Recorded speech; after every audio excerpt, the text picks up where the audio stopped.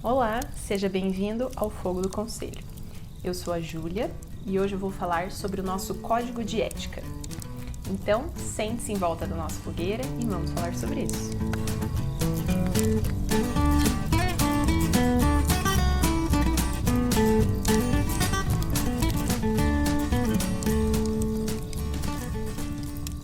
Nos episódios anteriores, fiz um resumo da Bíblia, primeiro do Antigo Testamento, depois do Novo Testamento. E a intenção não foi contar todos os fatos da Bíblia, até porque é um livro bem grande, deve ser lido na íntegra, em primeira mão, né? Mas a ideia foi dar um pano de fundo de como que as histórias da Bíblia se desenrolaram, as histórias mais conhecidas, para quando eu for mencionar um exemplo de uma história da Bíblia, para quem ainda não leu esse livro, ter uma noção do que eu estou falando, de quando que aconteceu esse fato, né? E situar um pouco a pessoa que está ouvindo aí. Então, no tema de hoje, já vamos usar um exemplo que foi mencionado no resumo, que é falar sobre leis, né? Sobre código de ética, código moral. Se você já se perguntou qual que é o seu código particular de ética e moral. Então, não estou falando de um código do seu país, um código da sua instituição ou até da sua religião, mas o seu código. Aquele que você usa para definir o que é certo, o que é errado, que você usa para tomar uma decisão, né? Quando uma decisão difícil, você fica frente a uma decisão difícil, geralmente você vai consultar, seja consciente ou inconscientemente, o teu código interno de ética, né? Para decidir qual que é a melhor decisão a ser tomada. Então, você já se perguntou como que você formou isso, no que se baseia e qual é efetivamente o seu código? Mas antes de entrar no assunto propriamente dito, queria fazer uma reflexão, que é o seguinte. Talvez você já tenha conversado com amigos ou família e discutido do porquê algumas nações acabam sendo mais bem-sucedidas do que outras. E eu já vi todo tipo de argumento, né, para justificar esse resultado diferente. E eles vão desde o clima, né? Esse clima é mais quente, então isso dificulta as pessoas a trabalharem, né? E somando tudo isso ao longo de muitos anos, acaba que populações com climas mais amenos ou mais frios tenham um resultado diferente. Ou, depende da alimentação que aquela população teve ao longo da história, ou depende do tipo de colonização que ela teve, se foi de um jeito ou se foi de outro. E, enfim, são inúmeras as possibilidades, né, as razões que são dadas para isso. Mas quando você começa a estudar histórias, você vê que para toda regra sempre tem um país que foge, né? Você consegue até enquadrar alguns países na regra, mas sempre tem o país que põe essa teoria por terra, porque ele tem aquela característica que teoricamente faria dele um país bem-sucedido ou não, e ele acaba tendo um resultado diferente, né? E a Bíblia tem a resposta para essa questão que às vezes a gente se pergunta. Talvez você não sabia, né? Mas a Bíblia já coloca ali qual que é a razão do sucesso de países e nações, que depois, claro, eu vou fazer uma aplicação para a nossa vida individual, né? Que a mesma coisa se aplica para o indivíduo. Então, lembram que no Novo Testamento, quando o povo hebreu saiu do Egito, que ele entrou no Egito como uma família, né? Aí se desenvolveu tanto que virou um povo, foram escravizados pelo Egito e depois Moisés, Deus, né, através de Moisés ali, libertou o povo e eles começaram uma jornada para ir para se estabelecer ali, formar Israel, ir para Canaã. E no meio do caminho, Deus deu leis, certo? Deu várias leis. Deu os 10 mandamentos, que são as leis mais conhecidas até hoje, que estão ali na Bíblia, mas também deu várias outras leis que às vezes a gente não conhece tanto, tá? E essas leis, elas tocam assuntos de todo o tipo, né? Em todas as áreas da nossa vida, você tem alguma lei ali que dá um parâmetro do que deveria ser feito em cada situação. E apesar de serem várias leis, elas ainda são resumidas o suficiente para caberem em alguns livros da Bíblia. Então, se você pega leis constitucionais ou as nossas leis aqui no Brasil, somar tudo, dá dezenas de livros, né? É até difícil mesmo para quem estuda, para quem pratica a profissão dentro disso, é difícil de entender todas as leis. E a Bíblia consegue tocar muitos e muitos parâmetros da nossa vida com leis resumidas e simples o suficiente para qualquer um entender e para caberem em uma pequena parte da Bíblia, né? Então, é colocado para o povo daí as leis e que se eles seguissem aquelas leis, eles seriam bem-sucedidos e se eles não seguissem, eles seriam mal-sucedidos. Só que não está escrito com essas palavras, né? O que está escrito mais assim, eu te coloco bênção e maldição hoje aqui para você. Se você seguir as leis, você vai ter a bênção. Se você não seguir as leis, você vai ter maldição. E lendo assim, uma primeira vista, sem muito contexto, dá para imaginar o seguinte: bem, Deus colocou leis que ele queria que as pessoas seguissem, porque ele queria, e se as pessoas seguissem, ele ia se agradar, então ia abençoar. E se não seguisse, eles iam punir essas pessoas, só porque elas não fizeram o que Deus quis.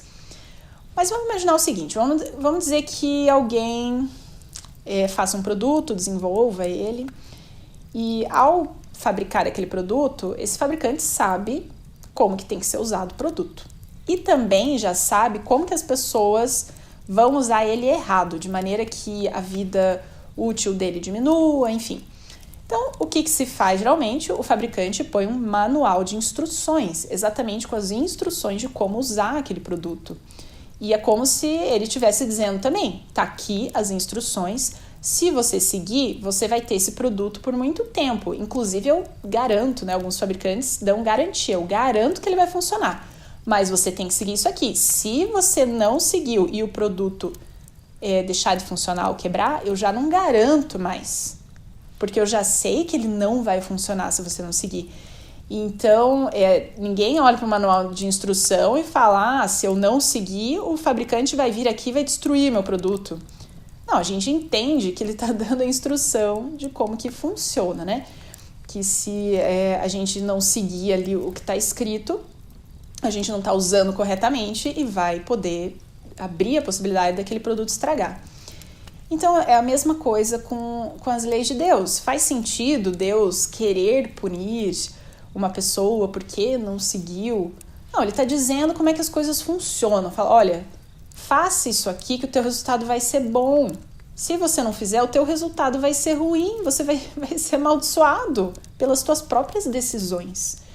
Então, a Bíblia coloca ali, ela repete inclusive várias vezes essa mesma recomendação, esse mesmo conselho e também aviso, né? Que se o povo como um todo seguisse aquelas leis que estavam colocadas ali, eles seriam bem-sucedidos. E se eles não seguissem, eles seriam mal-sucedidos. Como quem diz, o que vai definir o teu sucesso, o teu desenvolvimento, são as leis que você segue. O teu desenvolvimento será diretamente proporcional à qualidade das suas leis. Então, passando isso agora para o indivíduo, né? Porque ali era um conselho de mão dupla. Então, era um conselho para o povo como um todo, mas também era um conselho para o indivíduo, porque o povo nada mais é do que um conjunto de indivíduos. Então, o indivíduo também teria que seguir aquelas leis e ele seria individualmente bem-sucedido ou mal-sucedido, dependendo de como ele seguisse aquilo. Então, todos os dias nós temos que tomar dezenas de decisões. A maioria delas é trivial e algumas delas são um pouco mais complexas e têm mais impacto na nossa vida, né? Mas mesmo essas decisões pequenas que a gente toma ao longo do dia, elas também, a soma, né, a somatória dessas decisões também vai ter um impacto grande na nossa vida, né, ao longo dos anos.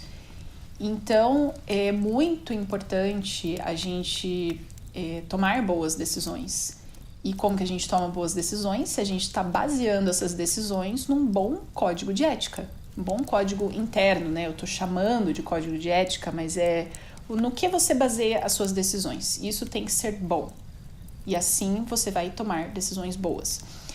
E tomar boas decisões também é chamado de sabedoria ou discernimento, que é uma palavra que eu gosto muito. E a Bíblia valoriza muito a sabedoria, valoriza muito o discernimento, porque a Bíblia demonstra muito isso, né? Que boas decisões te levam a bons resultados, como já foi colocado ali para Moisés quando Deus apresentou as leis, né? E esse discernimento, ele vem de Deus. Ele vem através da oração, através do Espírito Santo, né? Que é o grande agente do discernimento. É ele que abre os nossos olhos para coisas que a gente não está vendo, porque muitas decisões é fácil você ver o que é o certo e o que é errado. Você pode até tomar a decisão errada, mas conscientemente, né? Porque você sabe que aquela decisão que você está tomando é errada.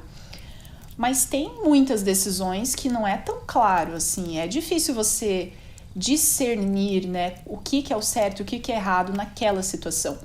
Então, o Espírito Santo é um ajudador nesse momento, que vai te fazer raciocinar, né? Qual que é o resultado de cada decisão para você poder entender melhor e tomar a melhor decisão.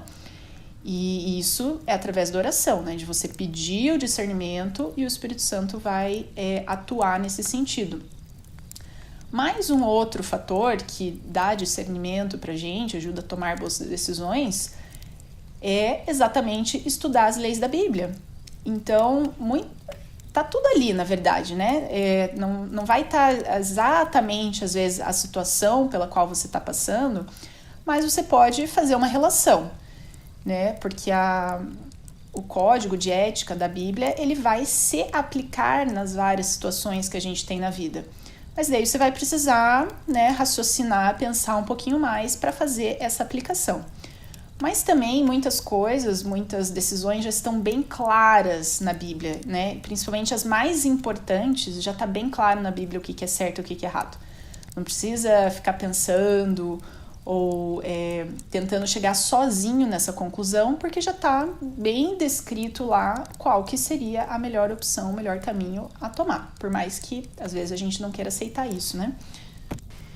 E o nosso primeiro código de leis vem da nossa criação, né? Dos nossos pais, do ambiente em que a gente foi criado.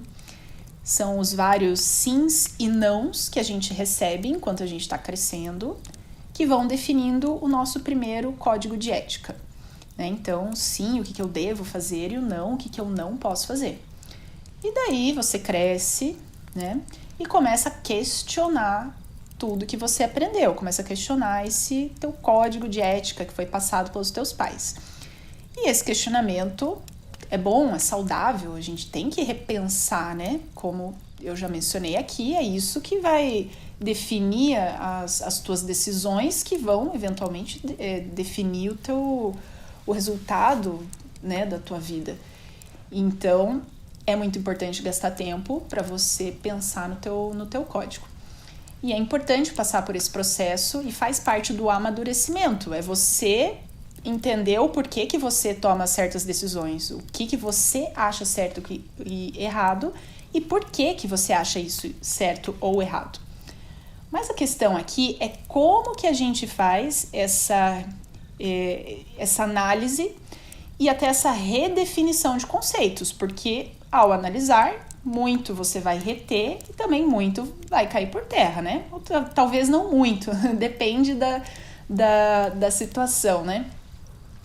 Então, no que você vai basear isso para você repor esse código que você já não concorda mais, que você recebeu quando criança e agora você quer reformular isso, né? Então, você tem algumas opções. Uma que é muito comum é você basear nas pessoas à tua volta. Então, é comum você ver o adolescente, por exemplo, que começa agir de acordo com as pessoas que ele está andando, com os amigos que ele está andando. Ele está substituindo um pouco do que ele aprendeu com o que ele está vendo agora em outras pessoas. Isso pode até ser positivo em algumas situações, porque às vezes o que essa criança recebeu em casa não é bom, não era um bom exemplo, e daí um exemplo de fora de casa acaba sendo um bom exemplo e servindo, né, para ajudar nessa construção do caráter e do código de ética desse indivíduo. Mas também pode ser muito ruim. Então, é algo não 100% confiável, tá? Outra maneira que é usada para a gente definindo o nosso código de ética e tomando decisões para o futuro é a experiência. Então, você vai passando por situações na tua vida, vai tendo experiências e vai definindo o que funciona e o que não funciona, porque é a própria realidade te mostrando, né? E apesar de ser um método, vamos chamar assim, muito mais confiável, ele é muito demorado. Quando você ganha a experiência, você já tomou a decisão errada muitas vezes. Então, você já está tendo que lidar com as consequências das suas decisões erradas, né? E aí uma alternativa, então, poderia ser ver o exemplo dos outros, né? Que daí quem já passou, você toma isso para si, que também é algo muito interessante, muito válido, mas não vai ter 100% das situações que você vai passar na sua vida, pode também não ser confiável em algumas situações, né? Então, na falta de outros métodos, é bom, é válido, mas também não é 100% completo. Então, a minha sugestão e o meu desafio é usar uma fonte 100% confiável, que seria a Bíblia. Por quê? Por que é 100% confiável? Porque vem de Deus, vem do Criador, né? Então, da mesma maneira que com o exemplo que eu citei anteriormente, o fabricante do produto sabe exatamente o que vai funcionar e o que não vai funcionar para aquele produto, né? O Criador do universo, o Criador do ser humano, da humanidade, também sabe o que funciona e o que não funciona, tá? E isso tem se provado verdade há milênios, desde que foi colocado lá na Bíblia, não mudou muita coisa, né? Então, isso é outro aspecto importante, que as leis da Bíblia, às vezes, parecem que não podem ser aplicadas nos dias de hoje, né? Porque foram dadas há milênios atrás, então a situação mudou completamente, não tem mais nada a ver, né? Então, não vou nem ler essas leis. Mas a verdade é que o princípio por trás de todas as leis da Bíblia continua 100% válido. Sim, algumas coisas mudaram porque a situação mudou, então não faz mais sentido fazer aquilo daquela maneira que está colocado ali. Agora, o princípio por trás continua 100% válido, tá? Então, vou dar um exemplo aqui, né? Mas que é um exemplo que eu sempre cito, assim, que é como os israelitas deveriam ir ao banheiro enquanto eles estavam no acampamento. Então, tinha uma lei lá que falava que a pessoa tinha que pegar uma pazinha sempre que ele quisesse ir ao banheiro e saísse do acampamento, tá? Fizesse o que ele precisava fazer ali e usasse a pazinha depois para enterrar, né? E acho que vocês entenderam o que eu quero dizer. E esse exemplo, com certeza, ele não pode ser aplicado da maneira que foi colocado ali na Bíblia nos dias de hoje, né? Então, a gente tem todo um sistema de esgoto que já é muito mais sofisticado. Mas, naquela situação em que eles estavam no meio do deserto, né, numa cidade uma sociedade que ainda não tinha se desenvolvido a ponto de ter esgoto, tratamento de água, enfim, hiper válida e continuaria válida hoje se a situação fosse a mesma. Por quê? Porque o princípio por trás dela está correto, que é o princípio de higiene, né, isolar para que isso não trouxesse doenças. E a gente sempre tem que imaginar que isso numa época em que as pessoas não entendiam, né, transmissão de doenças, de patógenos, né, através do contato, como a gente entende hoje. Então, você ter uma lei dessa naquela época que foi dada é muito revolucionária. e demonstra que realmente teve uma fonte diferenciada, né? Mesmo que você não acredite que veio de Deus, veio de alguém muito diferenciado que tinha um conhecimento muito grande. Então, esse tipo de lei mostra como a maneira de aplicação pode não ser a mesma hoje, porque a situação mudou, mas o princípio por trás de todas as leis é correto e continua válido. Então, você pode aplicar, né, as situações do cotidiano, o princípio que está por trás das leis que estão ali descritas no Antigo Testamento e também repetidas ou descritas no Novo Testamento. E outra questão é que se você começa a ler as leis bíblicas, você vai ver muita semelhança com o nosso código de ética como uma sociedade. Tem muita coisa que está dita ali na Bíblia, que seria certo ou que seria errado, e que a gente concorda, como sociedade moderna, hoje a gente concorda. Existe até uma certa padronização assim, entre países de conceitos básicos do que a gente acha certo e o que a gente acha errado. E isso pode parecer uma coincidência, né? Mas na verdade não é. Se você lê as histórias bíblicas, você vê que muitas sociedades naquela época tinham práticas consideradas abomináveis para nós hoje e que eles consideravam normais, tá? Então, hoje acontecem coisas terríveis na nossa sociedade e no mundo moderno, mas elas não são consideradas normais. Existe uma grande diferença, tá? Então, um exemplo, né? O estupro. Então, você tem na Bíblia leis contra o estupro em que o agressor ele teria pena capital. Ele seria morto se ele estuprasse uma mulher. Então, olha a gravidade que a Bíblia dá para esse crime há milênios atrás. E a gente sabe que, né, se você já tiver estudado um pouquinho de história, você vai ver que a mulher não era considerada nada em muitas sociedades antigamente. Então, já mostra um conceito super evoluído, né? Isso também é um assunto que dá para explorar muito, porque é muito dito que a Bíblia é machista, né? Então, com certeza é um tema que eu quero fazer mais para frente, o quanto a Bíblia põe a mulher, assim, em pé de igualdade de direitos e de respeito, né? Em uma sociedade que não respeitava de maneira nenhuma as mulheres. Então, esse é um exemplo. Outro exemplo seria sacrifício humano, né? Quantas sociedades que eram contemporâneas com as leis dadas na Bíblia que praticavam sacrifício humano, sacrifícios de crianças. Então, você, né, sacrificava o seu filho para um certo deus, para aplacar a fúria de um certo deus, e aquilo era visto como ok para a sociedade. Né? Não era assim um ato... mas isso também acontece no dia de hoje. Sim, pode acontecer. Agora, você não vai conhecer ninguém que acha que isso é certo, que acha que isso é normal, né? E então uma sociedade achar isso aceitável, né?